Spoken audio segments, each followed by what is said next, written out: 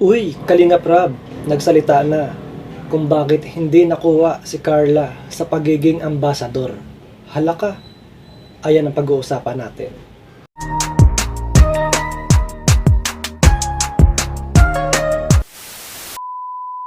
Hello guys, welcome back to my YouTube channel. Panibagong araw at panibagong reaction commentary video na naman ang aking gagawin. Pero bago tayo magsimula, gusto ko muna kayong batiin ng good morning, good afternoon, good evening. Kung nasan man kayo mga lokasyon ngayon, sana sa mabuti kayo ang kalagayan. At gusto ko munang batiin ang ating idol, Bibi Carla. Happy 19th birthday. Ayan. Ang wish ko, sana lahat ng wish mo ay matupad. Ayan.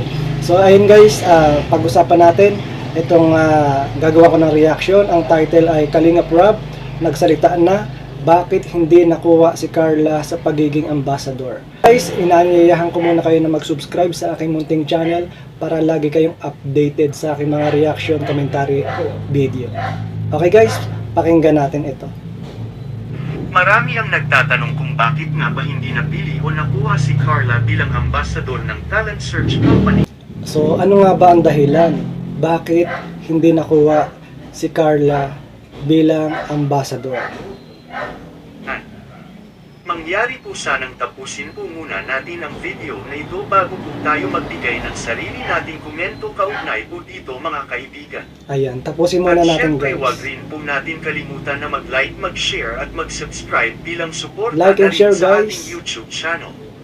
At syempre wag din po natin kakalimutan na suportahan ang mag-amang matubang na si Kuya Val at Kalingap Rab lalo na sa kanilang mga charity works. Salamat po mga kaibigan. Support natin guys sila. Paunawa ang video po na ito ay hindi po pagkukumpara sa pagitan ni Carla at VNC. Kung ano ang dahilan bakit hindi si Carla at Jomar ang napiling ambassador. Una sa lahat, pasok naman talaga sa requirement si Carla at Jomar para maging ambassador. Sa totoo lang mga kaibigan ba? So, tunay naman na deserve naman ni Carla ang pagiging ambassador. Napakaganda niya.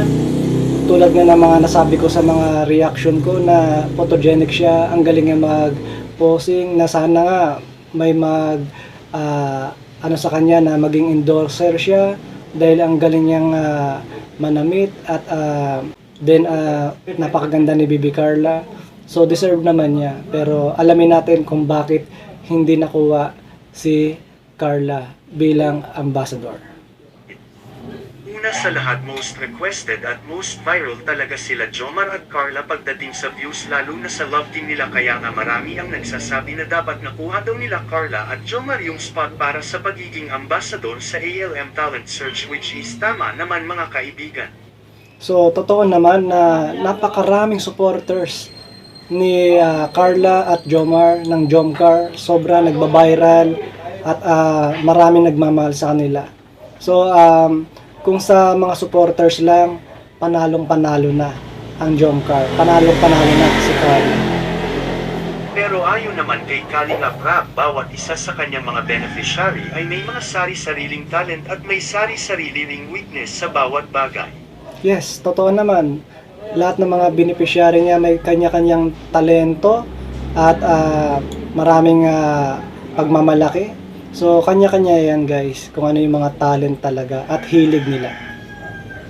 Ayun nga kay Kalingap Rab, ang talent search na ALM Company ay isang kumpanya para sa mga nangangarap na maging modelo at si Carla ay hindi na daw pasok dito dahil iba yung hilig ni Carla mga kaibigan.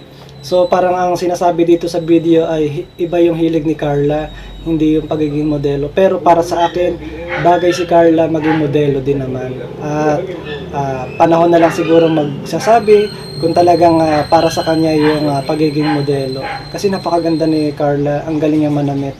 At maging sa camera, photogenic. So, abangan na lang natin siguro kung ano pa yung mga mangyayari, di ba? Kilala at hindi sa pagiging isang model mga kaibigan. So nakikita ni Kalingap Rab na si Carla ay magiging charity vlogger at bagay siya doon. So totoo naman na bagay si Carla sa pagiging charity vlogger kasi talaga may puso si Carla na para sa pagtulong at may ginintuang puso siya sa kapwa. At nakikita naman natin noon na yung hindi pa nga siya nakakasahod sa kanyang channel sa YT, pero tumutulong na siya, di ba? At marami na siyang natutulungan. Ngayon pa kaya na sumasahod na talaga siya sa kanyang channel, 'di ba? So may puso talaga si Carla sa pagtulong sa kapwa at maaaring magaya niya yung yapak ni Kalinga Prab na tumutulong sa mga tao. Samantalang si Viancy naman ay nakikita nga ni Kalinga Prab na mas makikilala naman sa mundo ng modeling, kaya nga si Viancy ang nagustuhan din ng ALM Talent Search Company. Ang totoo So si BNC kasi magaling rin siya manamit at kanya-kanyang talent yan guys. Kung hilig na BNC mag-model, so yung mga talent na naghahanap ay nakikita naman nila kung sino talaga yung gusto nilang piliin, may potential, ayan. So pares naman sila may potential, si Carla at si BNC.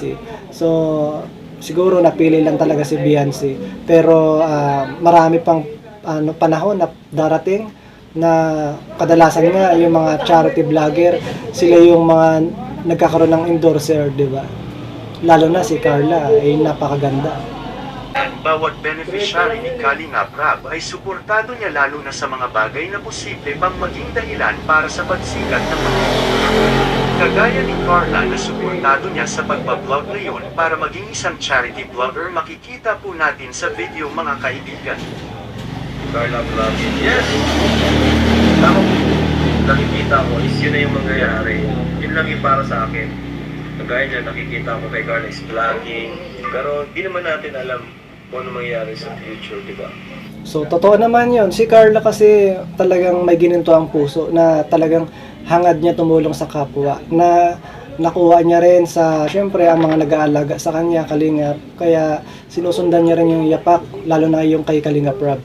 Then, syempre, tulad na sinabi ni Kalinga Prab, hindi natin malalaman yung mga mangyayari sa mga susunod na mga panahon, di ba? Kasi maganda si Carla. At kadalasan nga, tulad ng sinabi ko, yung mga vlogger, sila yung mga nag-invite para maging endorser, di ba? Kasi nga, maraming humahanga sa kanila. So, abangan natin yan, guys.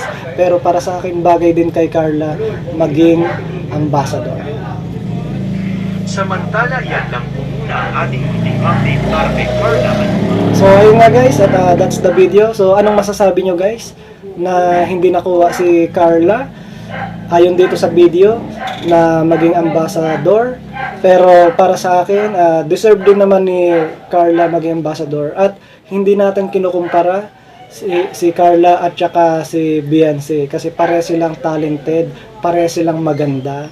So siguro napili lang si Beyonce kasi nga may ibang may purpose si God para kay Carla, 'di ba? Pero mas maganda nga yung purpose ni God, 'di ba? Yung kagustuhan ni God kung saan ka ilalagay kasi mas doble yung makukuha mong blessing doon. So abangan na lang natin, pero deserve naman ni Carla at saka ni Beyonce yung mga blessing na darating sa kanila. At ayun nga, kay Carla naman ay talaga nasa puso niya yung pagtulong, pagcha-charity, at sigurado aabangan natin yung mga susunod na mga gagawin nilang charity ni Carla. Ayan, kasama si Papa Jones. So, deserve ni Carla kung ano man yung mga blessing na dumarating sa kanya.